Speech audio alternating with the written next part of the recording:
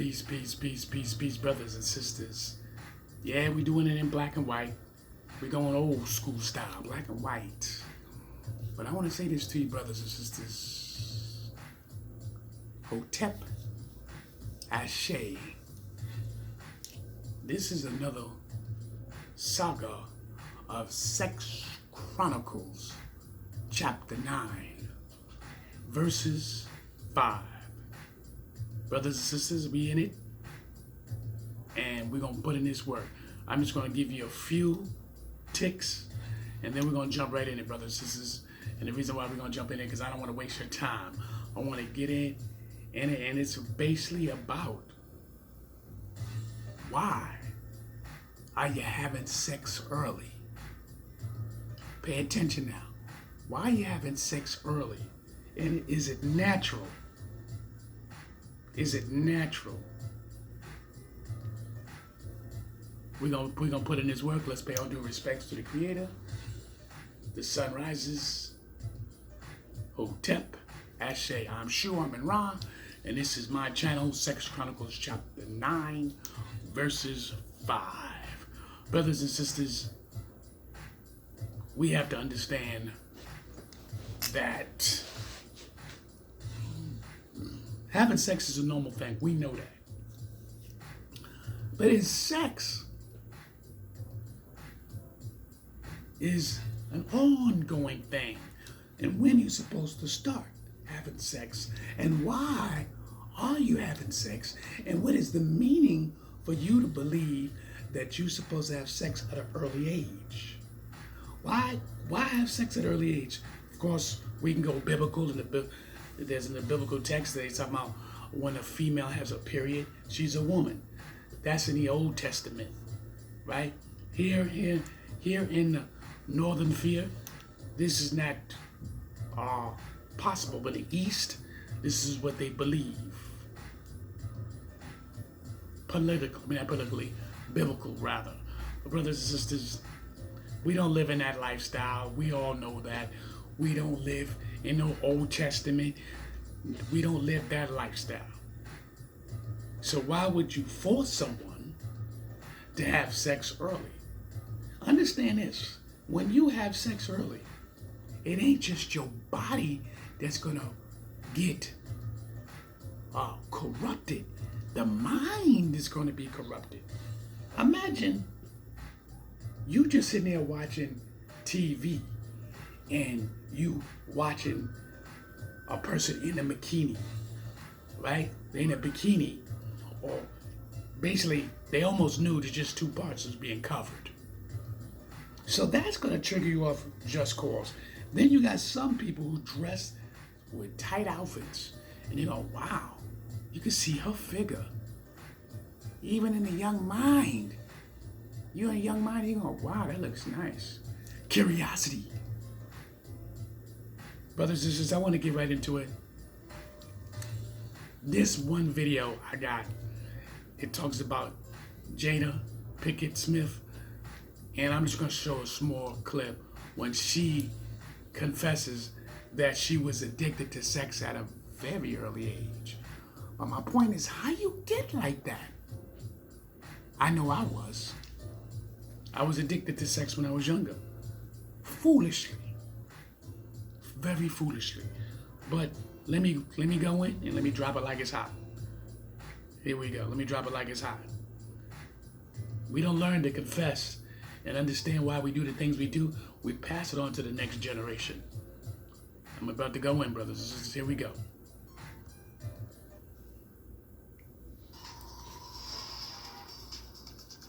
Have you ever had an addiction? Yes, I've had several. Jada Pinkett Smith opens up about her struggles with addiction. I'm hoping that it will give people the freedom also in their lives to find their truth. The 46-year-old actress got extremely candid on the latest episode of her hit Facebook Watch series, Red Table Talk, where she revealed her addiction to sex. My sort of addictions jump. They jump around. When I was younger, I definitely think I had a sex addiction of some kind. yes, that everything could be fixed by sex. Yes. You know what I'm saying? Or It's the behavior. It's the behavior that's attached to it. Because if you want to have a lot of sex, that's great. But why are you having all that sex? That's what you got to look at. Yeah. You know what I mean? Sex wasn't the only obstacle she's faced. Now,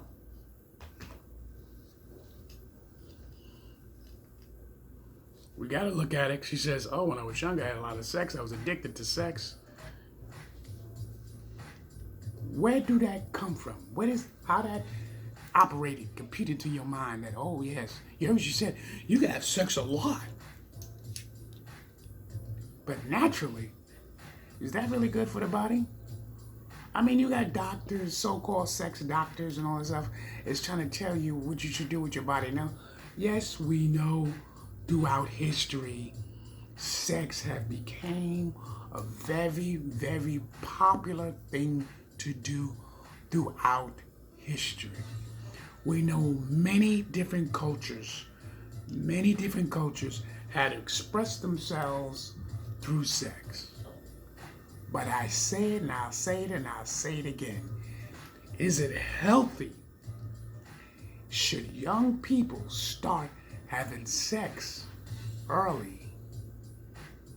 What does it do to the mind? Because if you're not mature, why would you have sex early? And here's another thing. Is it wise to have sex with so many different people? Is it wise? And then is it wise for you to sit up there and go, well, now I want to get married. Now I want to have a relationship.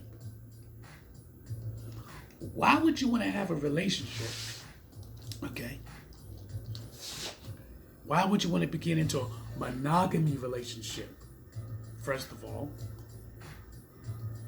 And then all those sexual acts that you have done. Would you think you could just erase that? You think you just gotta just pull the plug and that's the end of it?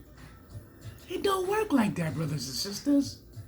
Because if the man is not satisfying you, the one who you chose, the one you believe that you want to spend the rest of your life with, because you told him that, I want to spend the rest of my life with you. You forgot about reality. Reality is this. You got to go to work. You got to take care of your body. She's got to take care of herself. Oh, let's even put in, you decide to have children. So when you were younger, you was out there having all kind of sex with so many different people. Because you just, you said, I'm young, I can do whatever I want. When you think like that, it's very careless. Whatever you want to believe it or not, it's very careless, brothers and sisters. Very careless. Now, I explained to you it's very, very dangerous for you to be having sex at a very early age because your mind cannot control or you're not mature. Of course, the body, the flesh is going through it naturally. Your flesh begins to waken up, and it only wakes up to what your eyes and your ears sucks in. Naturally, you're going to want to explore because your body's growing. But who's teaching you to control the flesh? Is your parents sitting down, taking their time, controlling your mind, engineering your mind? Because teenagers, oh, you can't tell me what to do. I'm at a certain age. 5 years before that, Mommy, Daddy, I need your help. Now they become 16, 17, even 15 years old. You can't tell me what to do. I can do what I want. And some of them go out there and put themselves in a situation that it can be very dangerous. Very dangerous. Let me show you one of them. Let me tell you. Let me show you. You got many of them. You got caught on tape a man attempted to sexual assault a teenager, which that got nothing to do with her. A lot of these sickos. Huh? You got men accused of having sex with teens. Like, I'm going to show you some of these small little clips. Hold on. I'm going to show you how dangerous it is that your teenagers could get caught up in a bunch of bullshit from people that's older than them. Pay attention. Here we go. An Albuquerque woman is jailed after police say she was giving drugs to a 15-year-old boy and having sex with the teen. 21-year-old Elisa Garvin is charged with distribution of drugs and rape of a minor. The criminal complaint describes Garvin inviting the boy to her apartment, smoking spice, and then sexually assaulting him. During another incident, investigators say Garvin provided the teen with pills. Now she is jailed on a $25,000 bond. Peep that. That's just one of them, brothers and sisters. That's just one of them. How are our teenagers... Now, some teenagers get caught out there unnaturally. That means somebody's taking advantage of them. And these people do this shit all the fucking time, yo. It's ridiculous. Hold on. Okay, in this video, they're gonna give you a percentage of giving you the percentage of teenagers be having sex. Now, I went through this a little bit, so you're not gonna be able to read it because I don't want you to read it. I want you to listen. Here we go.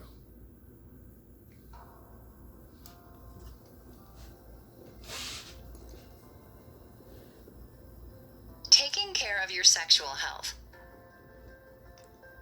Why is it that sexually transmitted infections, or STIs, continue to be a problem among teens and young adults? It's not a question of whether teens are having sex.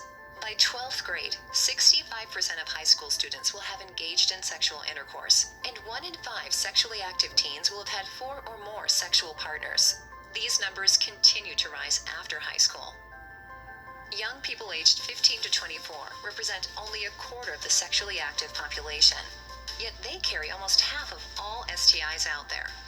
In fact, 1 in 2 sexually active teens and young adults will get an STI before they are 25, but only 12% of sexually active teens and young adults get tested, which means a person with an STI may not know that they are carrying an infection. STIs don't always show symptoms. It's possible to carry and spread an infection even if you feel completely healthy. So it's very important to get tested if you are sexually active, not only to prevent the spreading of these infections, but also because untreated STIs can add up to serious health problems like infertility, the inability to have a baby, or pelvic inflammatory disease, which could land you in the hospital. Although STIs can be scary and embarrassing at times, we know they are not uncommon. The good news is that they can usually be cured or treated. If you're having sex, protect yourself by using condoms and getting tested for STIs. If you feel uncomfortable talking with your doctor about your sexual health, keep in mind that your few moments of feeling uncomfortable are outweighed by the benefit of addressing a potential health problem early on. Don't hesitate to talk to your doctor about actions you can take to safeguard your sexual health. Now, brothers and sisters, you understand what I'm saying? It's a very large number of teenagers that's having sex. Am I normal? They're not protecting themselves. That's not protecting themselves. And they're having multiple partners. Multiple. We're not getting to the hardcore of why they do it. We'll use me for example. I'll use myself. This is Sex Chronicles chapter 9, verses 5. Why do young people believe they're supposed to have sex early? First of all, curiosity. Now, if your mind is being occupied, my mind was being occupied when I was younger from art, music, sports, many different things. My mind was occupied. I really wasn't paying attention to females. I mean, yeah, of course you be around them, you laugh, you giggle, ah. But then, the curiosity can pop up, just like that, at any given time. At any given time. But if you're not training yourself, now a lot of you sit and think, oh, train? What the fuck you talking about? No, you could train yourself. Now they use religion for a training mechanism, but that doesn't work because you can have sex right in church or whatever institution you go to and you worship as a teenager. What we're not understanding is the natural or core of the human body when it goes through its processing of becoming an adult. That is what we're not paying attention. The mind, the body, and the spirit. Who, not who, what is leading? What? Is the spirit leading the mind? The body? Is the body leading the soul? The deity? Because you're just light. This is just the shell. But the flesh naturally wants what it wants because it's engineered. You see, you engineered to multiply. It is in your DNA to multiply. So once the body becomes engineered and capable to multiply, now your mind is your mind mature enough to be able to push away these natural desires. Because if your mind is not mature to push away these natural desires, you're gonna want sex. You're like, yo, I want it.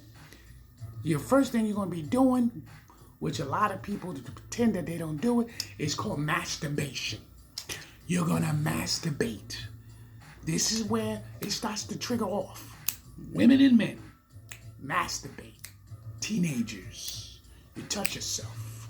Don't let nobody fool you. These are the things you don't talk about. Now they'll tell you in the biblical books, the Bible, or whatever religious belief system, they'll tell you, oh, you're not supposed to do that. The reason why you're not supposed to do it, they know what happens. That you do that, it can expand to something else. So are you out there teaching these children not to do it, but also educate them in the right formula, so they won't have to expand their mind to places they don't need to. Now let's keep it 100. They have to deal with their peers from all over the place. You have to deal with that. You know, a lot of teenagers like to tell lies. They'll sit up there and go, oh yeah, I had sex when I was 14 years old. Oh, I had sex when I was 16. My babysitter fucked me. I mean, listen to this.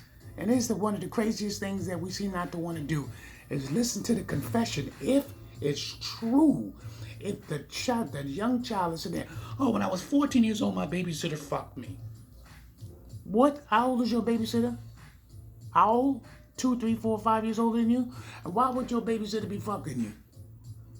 And see, when it comes to a young boy, a teenage boy, he think that's the cream of the crop. My babysitter fucked me. My babysitter sucked my dick. And then don't tell it. But he'll tell his friends, yo, I'm a man. I'm a man. Brothers and sisters, this is part 1 of chapter 5. I mean verses 5.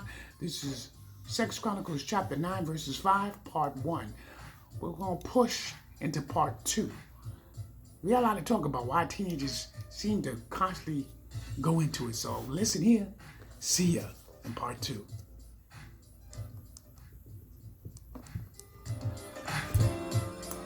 Deuces.